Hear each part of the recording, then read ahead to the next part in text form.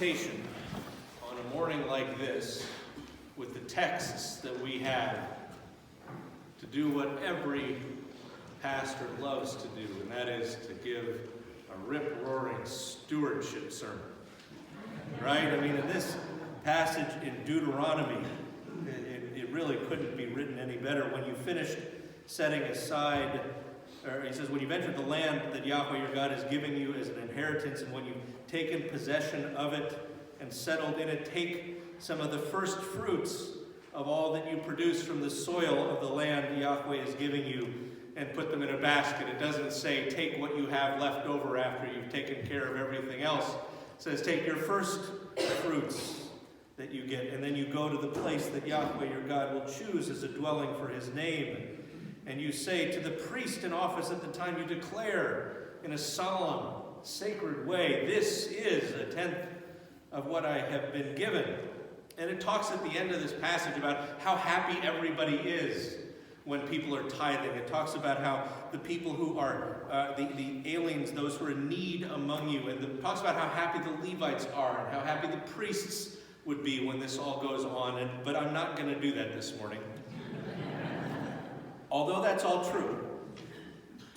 Now, I want to talk about why God would say this to the people he's saying it to at the time that he's saying it. Now, part of it is that God has led his people to, they're right on the east side of the Jordan. They're on the brink of taking the land that God has promised to them. And Deuteronomy, literally it means a second law, a second giving of Torah. And in Leviticus, end of Exodus, Leviticus, we get most of Torah, most of the law that God has given to his people. And then and he did that at Sinai through Moses. And then on the verge of entering the land, he repeats a whole bunch of it, recapitulates the law, and tells the people all of these things. And one of the important things he tells them is when you go into this land, this is what you are going to do. Now, the thing about this land is a beautiful and rich land. It's a land flowing with milk and honey. It's a land where you have a great deal of agricultural produce, where you have the things that you would want to have to live and to live well. Plenty of olive trees for oil, plenty of land to graze your flocks and herds, plenty of grapevines that you can make grape juice out of if you're Baptist, and wine if you're not. And it's a beautiful, wonderful place. The thing is, though, if you remember from the story in Numbers, not everybody has gotten the memo that God has given this land to his people Israel. There are people living in the land who, Scripture tells us, have stubbornly decided that they are going to stay there, even though God has given them ample warning that their wickedness has come to its fullness and that they need to get out. And so what God is going to do, he promises his people, is he will fight for them. He will go ahead of them. He will be essentially their field marshal when they go into battle, so that they will win, so that they will be able to take this land that he has given them. And you say, okay, that's fine. Well, here's the thing. Here's why that's important. Back in chapter 7 of Deuteronomy, God makes this abundantly clear. Starting in verse 7, he says, listen, this is Moses talking to his people, Israel. Look, Yahweh did not set his affection on you. He didn't choose you because you were more numerous than other peoples. Actually, you were the fewest of all peoples. No, it was because Yahweh loved you, and he kept the oath he swore to your forefathers, that he brought you out with a mighty hand and redeemed you from the land of slavery, from the power of Pharaoh, king of Egypt. This is a message that is being given to a people that 40 years earlier were enslaved. And not only were they enslaved, but they were enslaved by the world's leading superpower, whose leading military God had defeated miraculously at the Red Sea. This is the last people that you would expect to be able to inhabit a great and a beautiful land like this. These were not the greatest of all people, they were the least of all people. And as I read this passage, it made me think of the Ungame. Does anybody remember the Ungame? Yes. Came out about 1975. And for those of you who are a little younger, basically the 70s is what happened when the 60s metastasized. And so in the 70s, we got this thing called the Ungame. And the deal with the Ungame is that there were no winners and there were no losers. It was like, this is participation trophy. This is millennial stuff before its time. There were no winners, no losers. You just went around this endless circle of a board game, and basically what you had to do at different points was you had to either share your feelings or you had to ask somebody else to share their feelings. And this kind of hippie nonsense was all through the culture, and it certainly was going on in the Ungame in the mid-70s. Now, I should say that I understand that this is something that has proven useful in certain therapeutic settings with people who have difficulty with social interaction, and so it is not an entirely bad thing. But I sure didn't love it when my parents brought it home and announced that we were going to play the Ungame. I'm like, wait a minute. I'm supposed to just share my feelings and nobody wins. But I can't win. Why am I playing this game? We played it in my house once.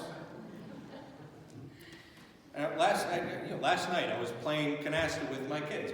So much of the fun of playing the game is trying to win. I lost to my older daughter, I'm afraid. She may tell you about that when you meet her here next week. But I remember during the Ungame, one of the questions that I got, and I only played this game once, but I remember this. One of the questions that I got, one of the cards I drew was, talk about a time when you felt proud. And I was, 4 or 5 years old, and I knew exactly what I could share about. See, my parents had me take swimming lessons as early as I possibly could, and so my mom had been a lifeguard. She was really, really interested in making sure her children didn't drown, which is reasonable. But I would take these lessons at this pool at the school where my dad worked, and I was usually the youngest one in the class. So you'd have this little 4-year-old there with 7 and 8-year-olds, and I remember this one lesson where we were practicing. I think it was the backstroke, and the instructor said, "Okay, Jason, why don't you go ahead and start ahead of everybody else, and I'll finish giving them the instructions." And I felt so proud. Because I thought, well, she's having me do it because then I can show everybody else the way it should be done. But that's not why she had me go first. She had me go first because at 4 years old, it took me forever to get to the other side of the pool doing the backstroke, especially because I tended to go off on an angle. And the reason she had me go was so that everybody could be done with the class in time. And as I recall, my family sort of smiled and nodded and did not point out that I should not have felt proud about that at all. It's the last thing I should feel proud about. And so when God tells his people, look, I didn't set my affection on you because you were the greatest of all peoples. Why do you think he had to say that? Probably because a whole lot of them thought, yeah, we're really spiffy. We are the best, and God has picked the best. He's like, no. This is like me taking the Jets to the Super Bowl. This is like, sadly, me taking the Orioles to the World Series. The reason I picked you, God says, is so that there will be no confusion when you enter this land, when you achieve military victory. When you win, there will be no confusion as to who really is responsible for that, because they'll take one look at you and say, well, obviously they had help. And that, I think, is one of the points that Paul is trying to make in his letter to the Romans. We're just taking this tiny little snatch of Romans in chapter 10, and that whole swath of Romans 9 to 11, Paul is talking about the remarkable grace and mercy of God that's shed up not only upon his people Israel, but upon Gentiles, upon those who were aliens, to the promises that God had given. And he says, look, I'm telling you, this word, this law, when he says that the word is near you, it's in your mouth, it's in your heart, where that comes from in Torah, in the Old Testament, is God telling his people, this is not going to be too hard for you to obey. It's right here. This is available to you. But what he says here in Romans is, you know what really is near you, in your mouth, in your heart? Well, it's that gospel of faith that we are proclaiming. Namely, and here it is, that if you confess with your mouth that Jesus is Lord, and if you believe in your heart that God raised him from the dead, then you will have to work at it and hope that maybe you can earn his favor enough that he'll let you into heaven. Somebody said? Is that what you read? No, it was Fred who read. That's not what you read, is it? No, if you confess with your mouth that Jesus is Lord and believe in your heart that God raised him from the dead, you will be saved. It's with your heart that you believe and are justified. And it's with your mouth that you confess and are saved. Not maybe might be saved. You are saved. As Scripture says, everybody who trusts in him, everybody, will never be put to shame. And there's no difference, Paul says. And this is after Paul has spent about a chapter and change talking about the differences between Jews and Gentiles. He says, actually, there's no difference when it comes to this between Jews and Gentiles. The same Lord is Lord of all. And he richly blesses everybody who calls on him. Whether you come from the right family or not, whether you live in the right kind of neighborhood or not, whether you have the kind of job that impresses people at parties or not, whether you have season tickets in a great spot in the stadium or in a lousy spot in the stadium or on your couch, or if you have to go off to the sports bar to watch the game because you don't even have cable, it doesn't matter, because everyone who calls on the name of the Lord will be saved. And so when we look at the story of Jesus being tempted in the wilderness, we see the example of what it looks like to please God. We see the example of what it looks like to stand before God and to be able to say, I am without fault. I am without blame. I have turned away from evil. I have rejected that which would draw me away from you. And I have said, you shall worship the Lord your God and serve him only. The great theologian, Dietrich Bonhoeffer, the great 20th century theologian, a martyr to the Nazis, pointed out in his classic work on temptation. He said the difference could not be starker between the story of Jesus' temptation narrative and how he tells us we ought to pray. Because the human being who is competitive and who is confident, who is full of himself, will say, bring on the temptation. I'm going to take it on and I'm going to beat it. Or as Sir Galahad said in Monty Python and the Holy Grail, no, I can handle the peril. Bonhoeffer says, no, Jesus teaches us to say, lead us not into temptation.